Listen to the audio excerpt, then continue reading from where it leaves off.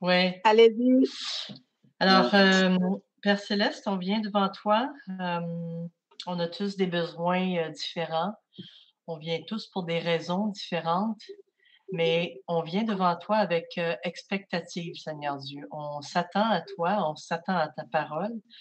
On s'attend à un message personnel pour chaque personne qui est réunie à travers cette rencontre Zoom.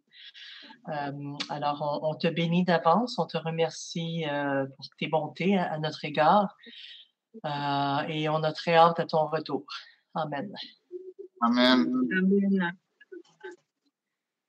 Gloire à Jésus. On attend vraiment son retour, que cette prière soit exaucée au nom de Jésus-Christ. Amen. Nous allons poursuivre toujours notre enseignement sur le même thème parce que la dernière fois, on n'a pas terminé. On a parlé de la première partie qui consistait à parler de l'amour que Dieu attend également, que nous aussi, en tant que croyants, nous puissions manifester à son égard. Et l'amour que nous devons manifester également à l'égard de nos frères et sœurs. Ce que le Saint-Esprit nous a appris ce dimanche-là dernier. Il nous a fait savoir que Dieu, il nous a fait savoir en fait que quand nous aimons une personne, nous cherchons la proximité avec cette personne. Et de cette proximité, nous voulons entrer en contact avec cette personne. Et Dieu a fait la même chose avec nous. Par amour, il a cherché la proximité avec nous et il est entré en contact avec nous par Jésus-Christ lorsqu'il nous l'a envoyé pour qu'il nous justifie auprès de lui-même, Dieu. Et cela nous a été donc recommandé en tant que chrétiens que nous aussi, si nous aimons Dieu, nous devons rechercher la proximité et le contact avec Dieu. Et la recherche de cette proximité consiste à ce que nous mettons en pratique les principes que Dieu nous recommande dans sa parole, donc ce qui voudrait dire que nous devons lui obéir pour lui démontrer notre amour. Et en partie, cette obéissance consiste également à ce que nous devons aimer nos frères comme Dieu les aime. Et cela parce que Dieu nous dit dans 1 Jean chapitre 4 au verset 20, où Dieu nous dit, si l'on dit qu'il aime Dieu et qu'il déteste son frère qu'il voit, comment peut-il confesser qu'il aime Dieu? Donc, si nous aimons Dieu, nous manifestons l'obéissance vis-à-vis de Dieu, mais nous devons aussi manifester l'amour envers nos frères et sœurs. Et il nous a été dit dans le livre de Jean également, Jean chapitre 13 au verset 34 à 35, où Jésus nous dit, si nous manifestons l'amour les uns les autres, c'est à cela qu'il sera reconnu que nous sommes disciples de Jésus dans le monde. Et en vue de cela, le Saint-Esprit nous a fait savoir que lorsque les chrétiens s'aiment, ils sont beaucoup plus bénis parce qu'ils s'accordent tout ce qu'ils demandent à Dieu en accord avec sa volonté. Dieu leur accorde cela parce qu'entre eux, il y a de l'amour. Et la Bible déclare également dans le livre de Corinthiens que là où il y a l'Esprit de Dieu, là aussi il y a la paix. Amen. Et nous avons appris également que lorsque deux chrétiens sont opposés, j'aimerais dire deux semblants de chrétiens, parce que les vrais chrétiens, en fait, ne s'opposent pas. Mais lorsque deux chrétiens sont opposés et qu'ils n'arrivent pas à s'aimer, c'est parce qu'ils sont animés par des esprits différents. Oui. Là, c'est possible qu'il y a comme du bruit de fond là, depuis la personne a fermé son micro, peut-être? Non, c'est moi, je dois arrêter mon micro, peut-être. OK. D'accord. Merci. Donc, je peux continuer, ouais. Voilà. Donc, lorsque certains chrétiens sont opposés, souvent, c'est parce que ils sont animés, influencés par des esprits différents. Parce que deux personnes, quand elles s'entendent, c'est qu'elles sont animées par le même esprit. Mais lorsqu'il y a opposition entre deux personnes qui ne s'entendent pas, c'est qu'il y a cette influence de deux esprits différents. On a pris le livre de Galates chapitre 5 au verset 17 qui nous fait connaître cela, que la chair et l'esprit ne peuvent pas s'accorder, mais ils sont opposés l'un et l'autre afin que nous ne fassions pas ce que nous voulons. Donc, la chair peut animer une personne et l'esprit animer l'autre. Cela les opposera certainement parce que la chair et l'esprit saint ne sont pas le même esprit. Voilà. Mais lorsque les chrétiens sont animés par le même esprit, forcément, ils vont s'aimer parce que c'est l'Esprit Saint qui les anime, qui les influence, qui les habite, qui les amène à s'aimer.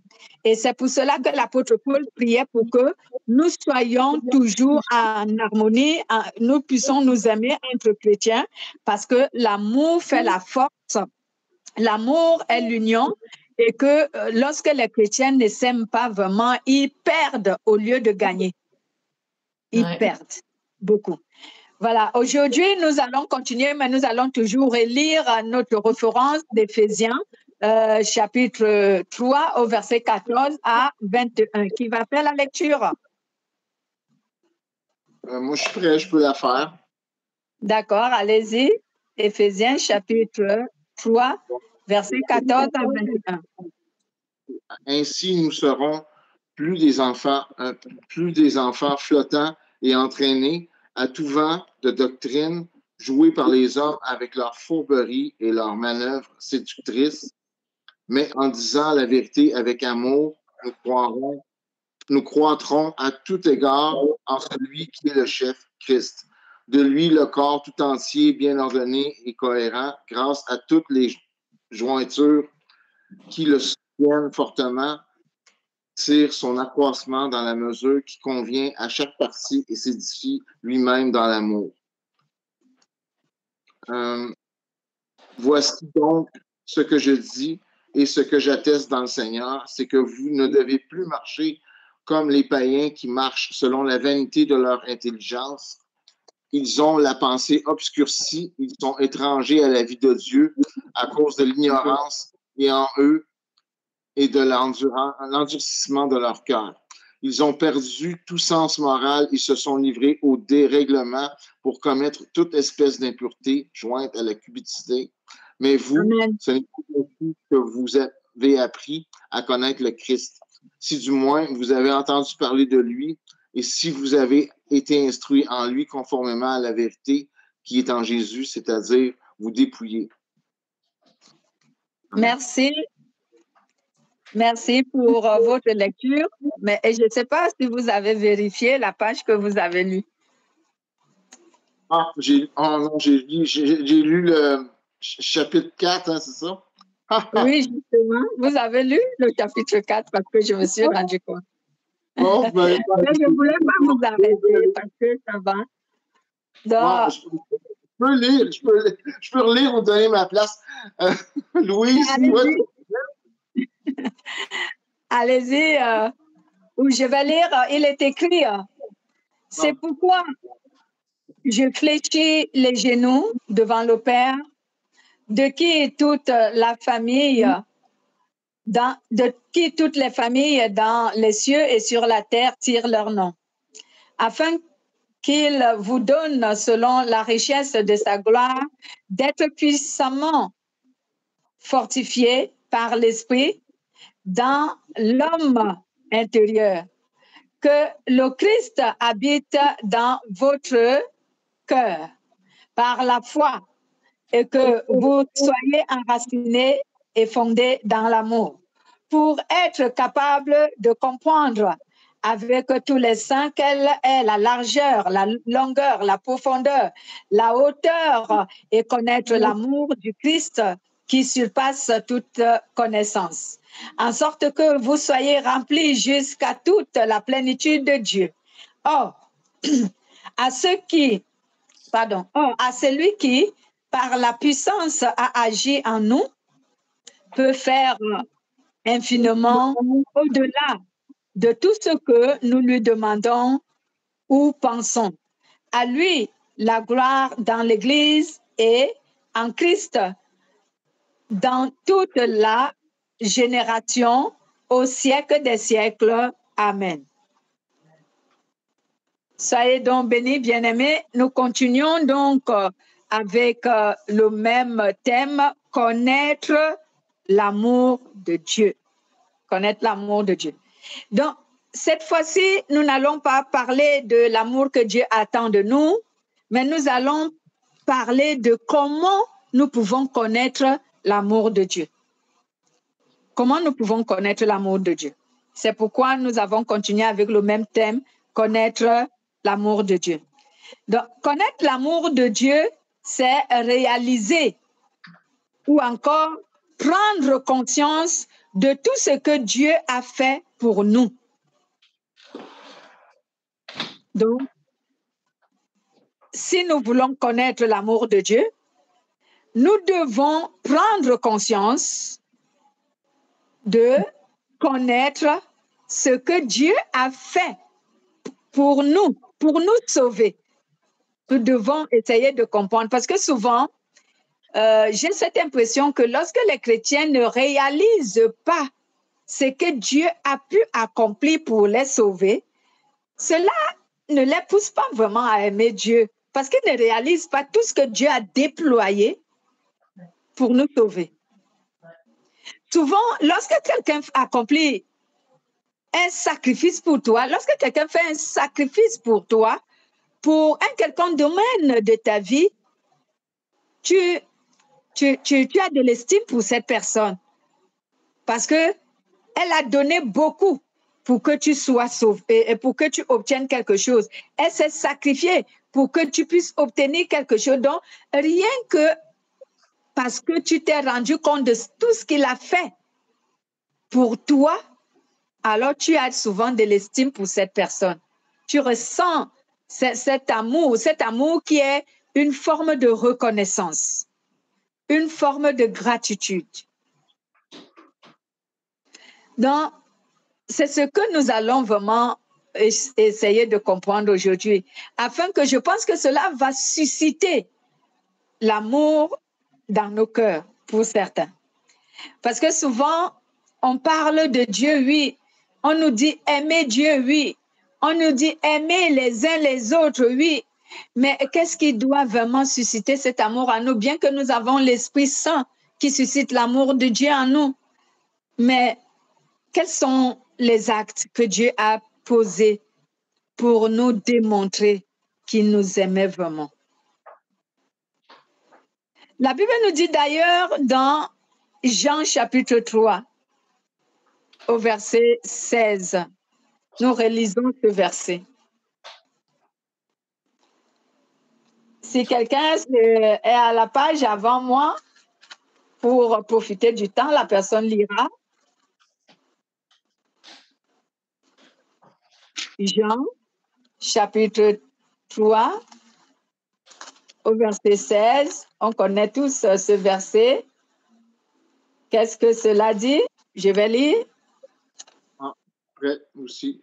Là, je lis le bon. J'ai le bon. Car Dieu a tant aimé le monde qu'il a donné son Fils unique afin que quiconque croit en lui ne périsse pas, mais qu'il ait la vie éternelle.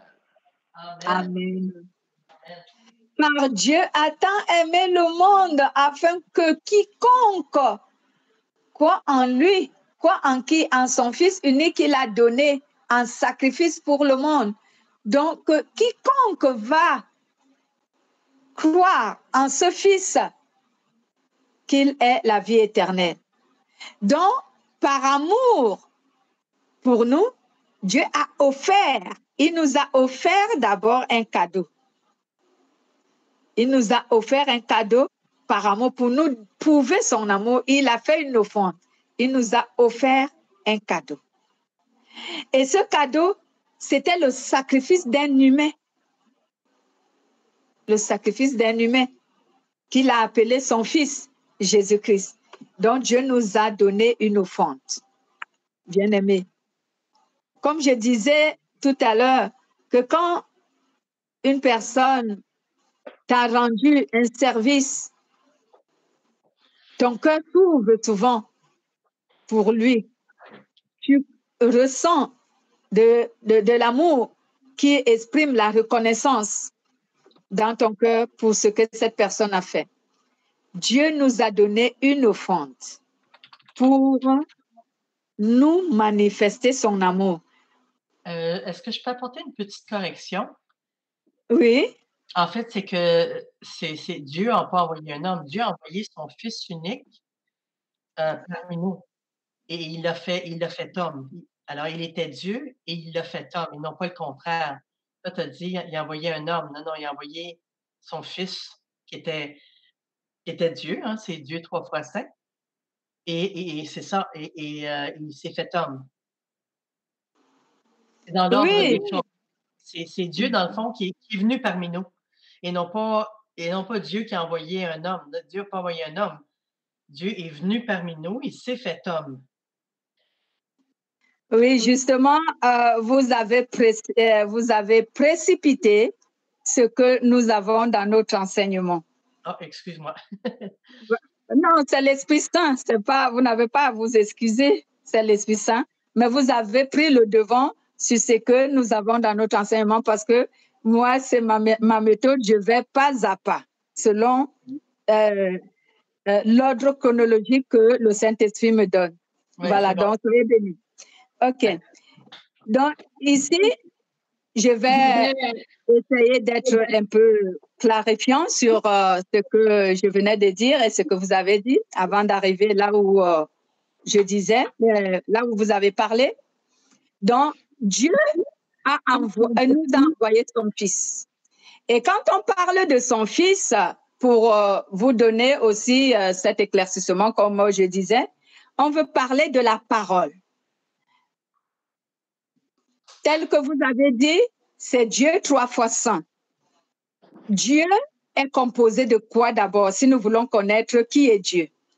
Dieu est composé de la parole, l'esprit et l'être. L'être qui est ici la puissance.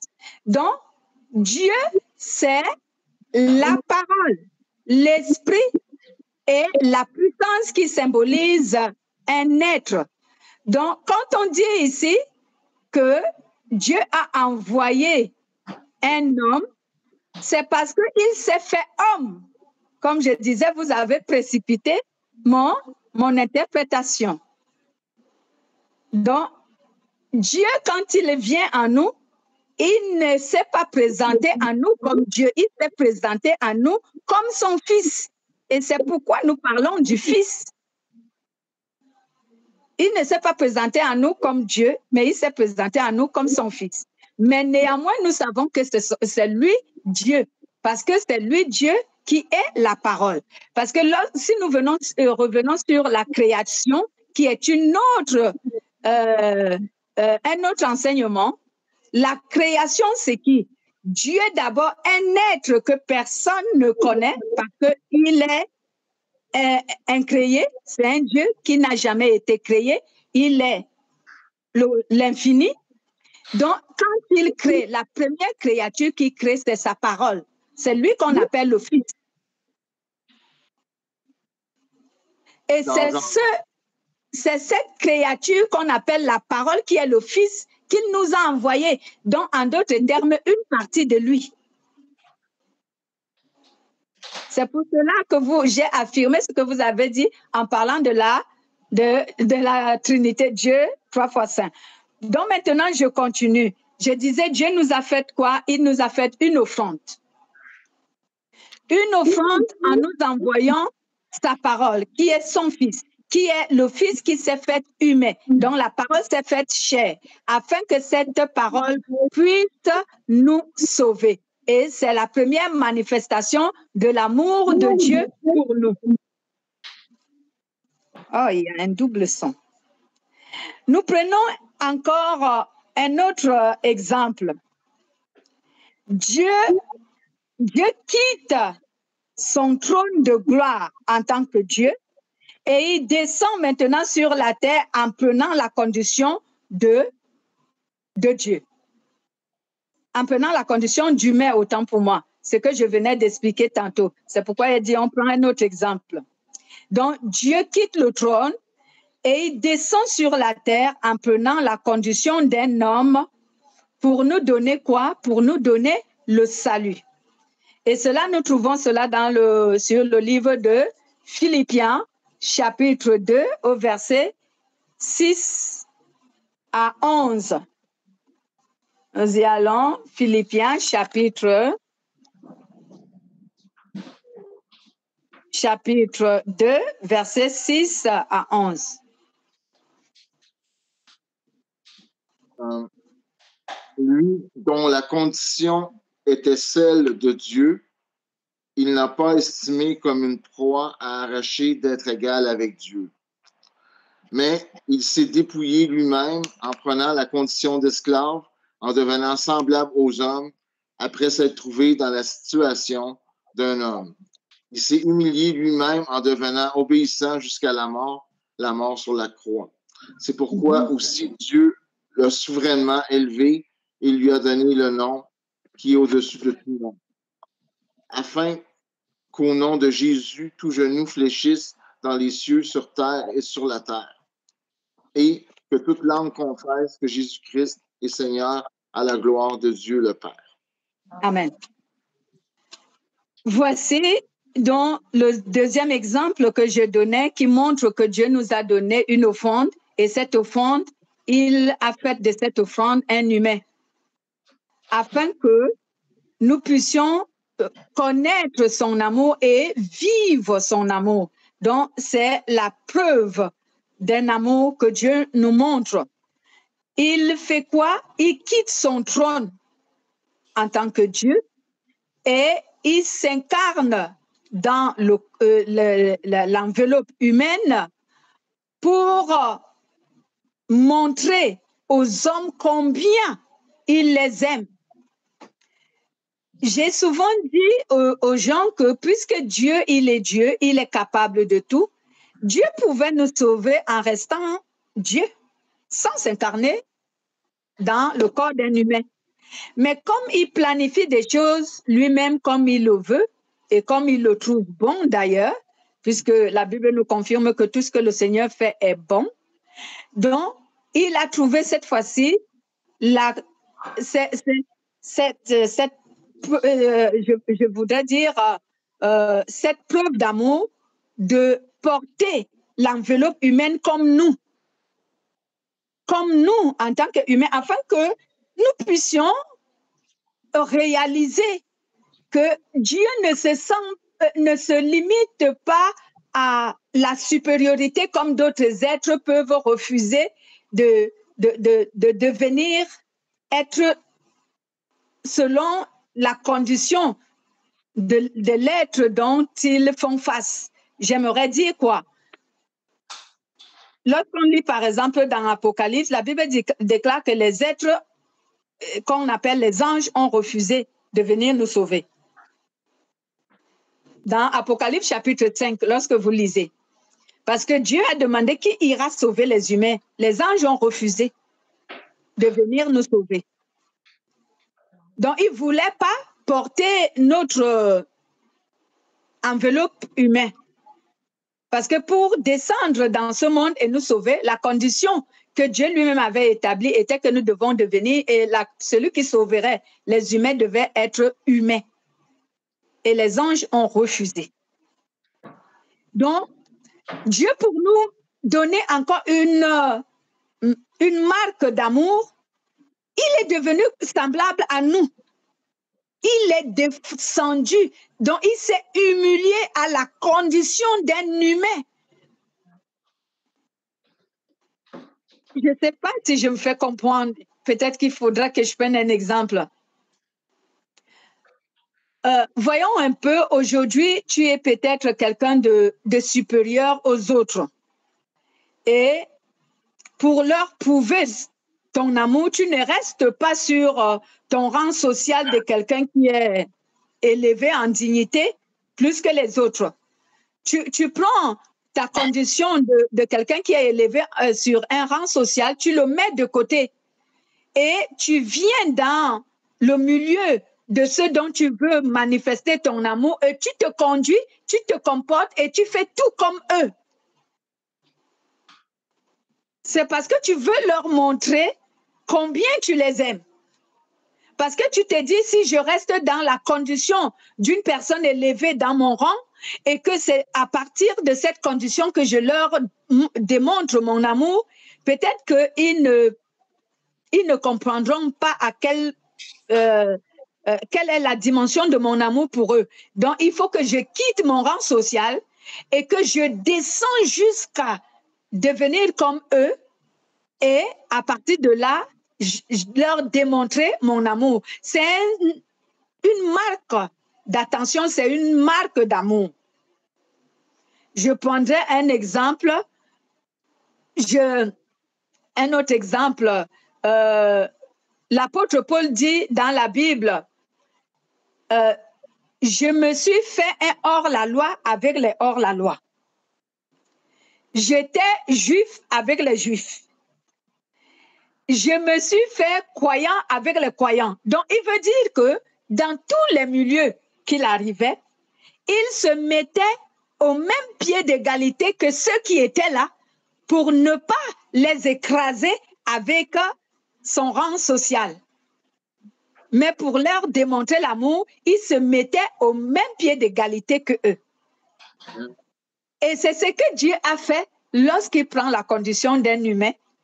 C'était pour se mettre au même pied d'égalité que nous, alors qu'il est Dieu. Mais pour nous démontrer son amour, il déploie cette marque d'amour, il s'humilie et il nous montre cet exemple. Voici comment vous pouvez montrer que vous aimez les gens en devenant comme eux. Donc, voilà une autre preuve d'amour que le Seigneur nous a montrée. Et cela, quand tu réalises cela, si tu prends conscience que pour que je puisse aimer mon frère, pour que je puisse aimer ma sœur, il faut que je me mette au pied d'égalité que lui. Cela veut dire que si il est inférieur à moi dans un domaine ou dans un autre, quand je suis face à lui dans ce domaine, il faut que je me mette à son niveau. Afin qu'il ne se sente pas inférieur. Afin qu'il ne me considère pas non plus comme étant supérieur, mais qu'il me considère comme égal à égal. Donc, voilà la manière que j'ai compris l'amour de Dieu, c'est en définissant et en analysant tout ceci. Dieu n'était pas obligé de devenir humain pour nous sauver, puisqu'il est capable de tout. La Bible déclare que rien ne lui est impossible. Il pouvait nous sauver même en restant Dieu. Mais il a pris notre condition. Il s'est mis au pied d'égalité avec nous. Et la Bible déclare même que lorsque Dieu était dans cette condition d'humain, appelé Jésus, les gens ne le discernaient même pas les gens ne le distinguaient pas parmi les apôtres, parmi ses disciples. La preuve en est que lorsqu'on a voulu se saisir de Jésus, il fallait que quelqu'un aille le trahir parce qu'on ne le reconnaissait pas. Les gens n'avaient pas de distinction qui était Jésus, qui étaient les apôtres et qui étaient ses disciples. Personne ne le reconnaissait. C'est pour cela que Judas Iscariote, pour distinguer Jésus parmi tout le monde, il est venu donner un baiser à Jésus afin que les soldats reconnaissent que c'est lui Jésus. Mais personne ne le reconnaissait quand il était au milieu de ses apôtres. On ne savait pas qui était Jésus parce qu'il était au même pied d'égalité que ses disciples et ses apôtres. Il ne se montrait pas comme un supérieur. Donc, il avait de cette humilité. C'est une marque d'amour, une preuve d'amour que le Seigneur nous a donnée. Et cela, si nous voulons donc connaître l'amour de Dieu, c'est des choses comme ça que nous devons prendre conscience et nous aussi les mettre en pratique. Nous voyons Jean, le livre de Jean, chapitre 17, au verset 1 à 5, qui nous confirme la condition que Jésus avait en tant que Dieu lorsqu'il dit à son Père, glorifie-moi de la même gloire que j'avais lorsque j'étais à tes côtés, lorsque j'étais avec toi. Lisons le livre de Jean. Jean chapitre 17.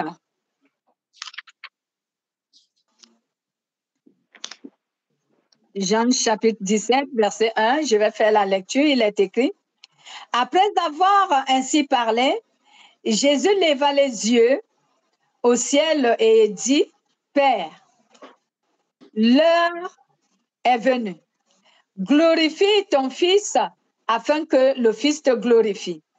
Selon que tu lui as donné pouvoir sur toute chair, afin qu'il donne la vie éternelle à tous ceux que tu lui as donnés.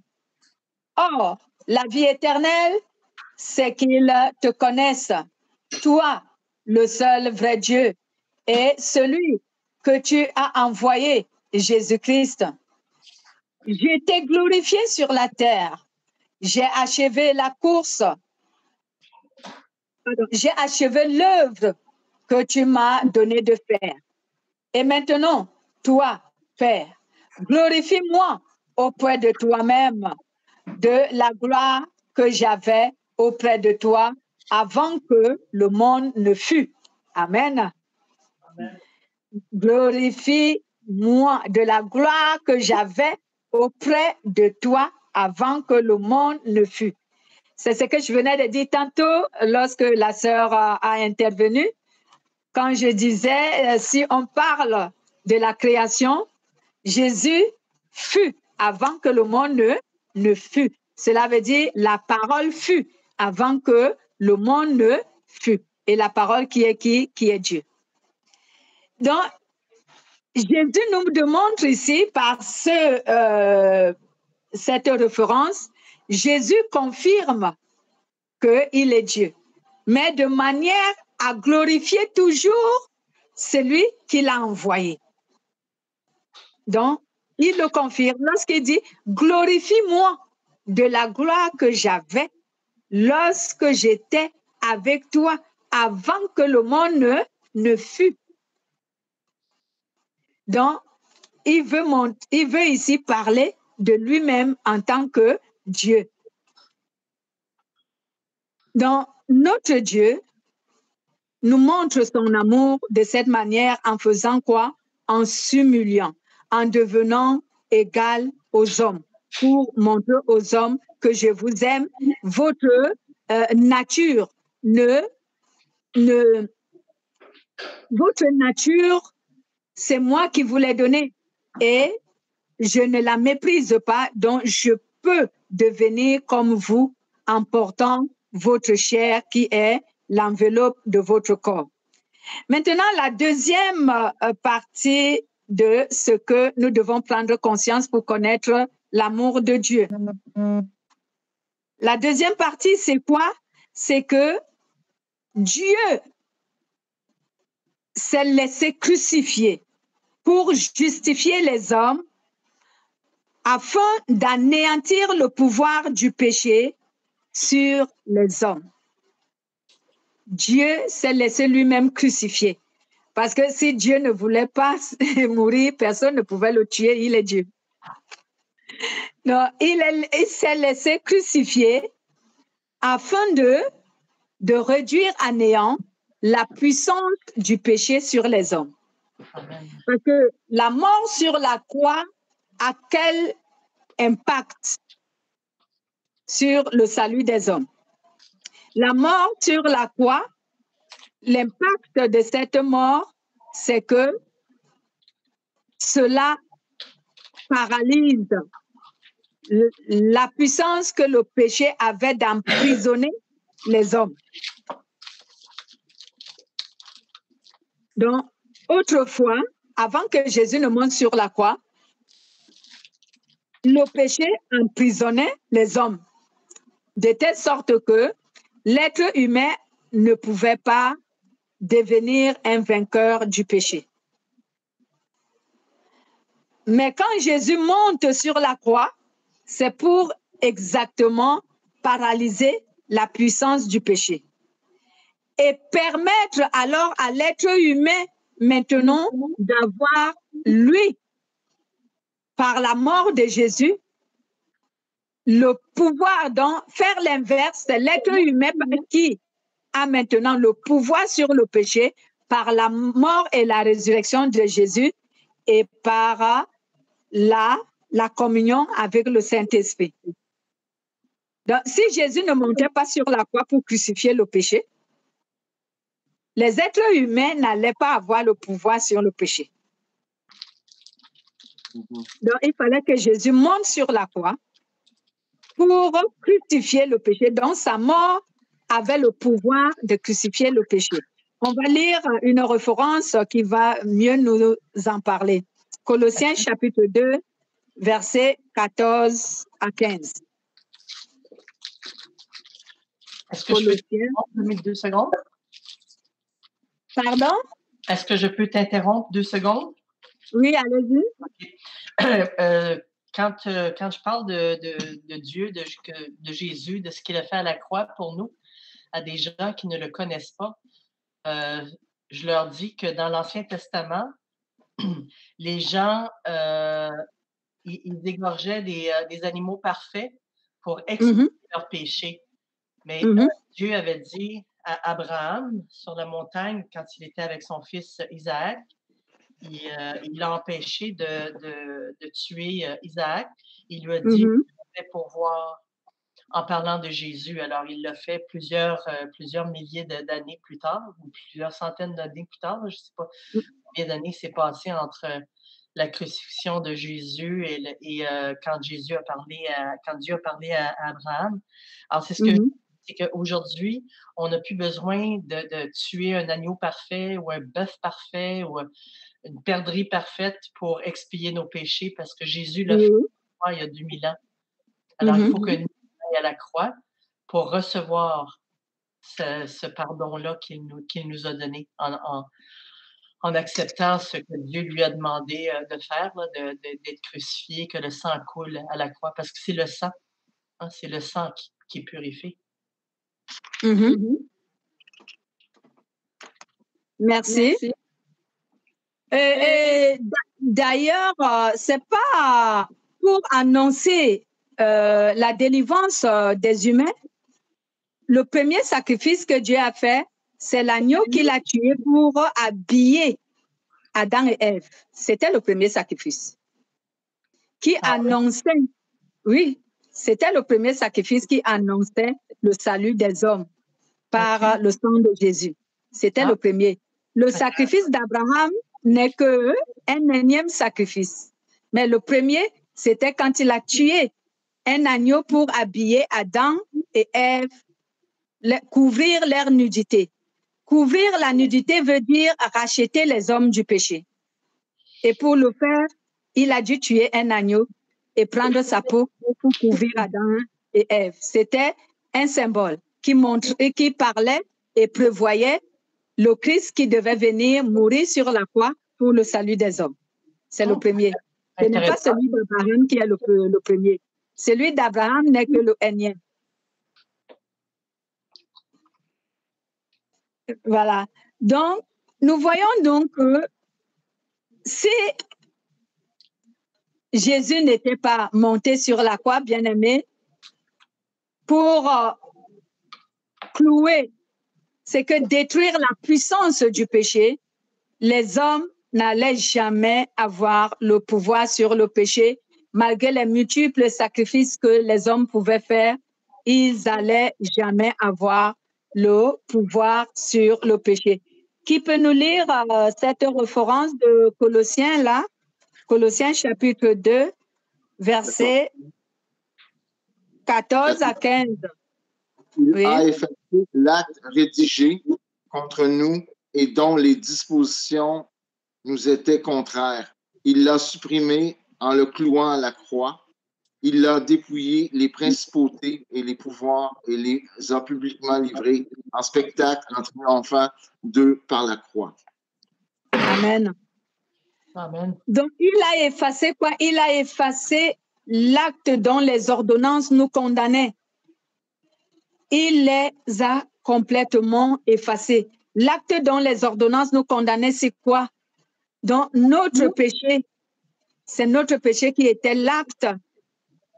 Et les ordonnances qui nous condamnaient, c'est la violation de la loi que nous avons violée depuis le jardin d'Éden, en parlant d'Adam et Ève. Lorsque Dieu dit, tu ne mangeras pas du fruit de l'arbre qui est dans le jardin, parce que si tu manges de ce fruit, tu mourras. Donc, c'était ça. Donc, notre péché est dans l'acte qui nous condamnait. Et les ordonnances qui permettaient à ce que cet acte soit condamné, c'est cette loi que Dieu avait dit, tu ne consommeras pas le fruit que je te dis de ne pas consommer. Donc, Jésus est donc venu annuler cet acte qui nous condamnait et cette ordonnance qui parlait contre nous. Jésus a annulé cela par sa mort sur la croix. Et c'est encore cela une preuve d'amour que Dieu nous démontre en faisant quoi? En nous délivrant de la prison que nous étions. Aujourd'hui, si quelqu'un vient payer, disons, ta caution parce que tu es condamné, mais il faut une caution. Si cette caution n'est pas payée, tu ne sors pas de la prison. Si un humain le paye pour toi, tu seras reconnaissant. Tu vas l'aimer parce qu'il l'a fait, il t'a libéré. Il t'a libéré de la condamnation. Donc, c'est comme si Jésus avait payé une caution pour nous, pour que nous soyons libérés. C'est pourquoi on appelle son sacrifice le prix de la rançon qui a été imposée pour nous. Pour que nous soyons sauvés, c'était ce prix-là. Jésus l'a payé pour que nous soyons libres. Donc, c'était également cette preuve d'amour que Dieu a manifesté pour nous à travers Jésus. Et nous verrons donc, à cause de notre temps, parce qu'il ne faut pas souvent qu'on soit long, il nous reste encore au moins 2 ou 3 preuves d'amour que Dieu a manifesté pour nous. Et je pense que lorsqu'on aura vraiment appris, lorsqu'on aura pris conscience de toutes ces preuves d'amour que Dieu a manifestées pour nous, je pense qu'on sera beaucoup plus animé à aimer Dieu et à lui obéir, en se souvenant de tout ce qu'il a pu faire pour nous. Parce que je sais que nous sommes des êtres humains et nous sommes souvent reconnaissants lorsque quelqu'un nous fait du bien. Et Dieu nous a fait tant de bien autant pour moi, que nous ne réalisons pas parce que nous n'avons jamais compris exactement ce qu'il a fait pour nous démontrer son amour. Et c'est par là que nous allons nous arrêter, sauf si quelqu'un veut encore intervenir. Y a-t-il une intervention parmi nous? Oui. Dans le fond, là, on a eu deux parties. Là, il reste encore 2 autres parties, c'est ça? Ouais, il doit nous rester 2 ou 3 parties qui nous restent pour que nous sachions à quel point Dieu nous a aimés, qu'est-ce qu'il a vraiment fait pour nous. Amen. C'est correct. Nous allons prier. Colette est en place. Est-ce que tu peux remercier le Seigneur pour la fin de notre réunion? Colette va dormir. Excusez-moi. Non.